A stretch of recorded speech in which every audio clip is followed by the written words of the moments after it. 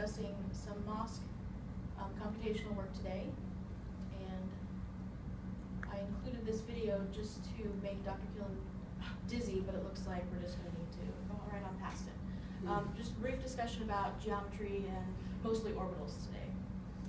So quickly, I want to make sure everybody remembers how these are made. You start out with a sulfonic elixir molecule. You add some cobalt ions and some acetate groups, which creates the tetranuclear complex, which is then bound to, for this particular MOSC, this BTC molecule. Those are combined, which then forms the overall geometry of the MOSC. It's often important to understand what your metal centers are doing.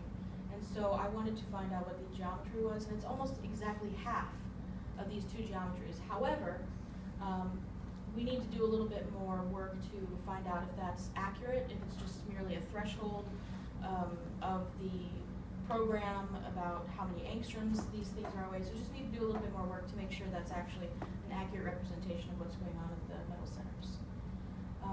The take-home message here is that spin polarized density of states was important for this because of the existence of the transition metals. So for the sulfonic elixir, it's really not as important because there are not any metal centers. But there is this very large vacancy located in the valence band near the gap, which would make it a very good electron acceptor. For the tetranuclear complex and the MOSC, it's a little bit more difficult to see it in the MOSC figure here, but there is an unevenness between the occupied states for spin up and spin down. And they do actually both show magnetic moments. The orbitals in the area of HOMO-LUMO for the tetranuclear complex are primarily located on the metal centers. There's very little density that exists beyond the metal. But when you look at the MOSC, that's kind of another story. These are the same orbitals in the same range of HOMO-LUMO, and they're very delocalized. And just for Dr. May, here's some experimental data.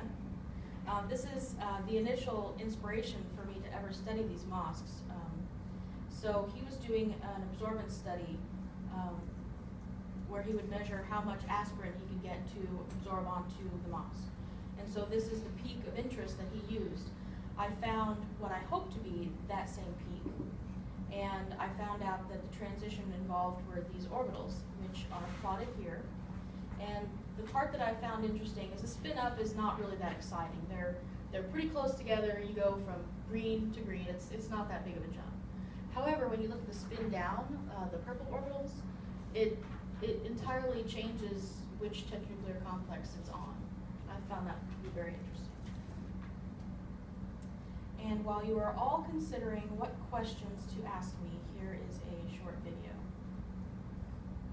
that's very frustrating. It isn't much play. So, thank you. But thank you.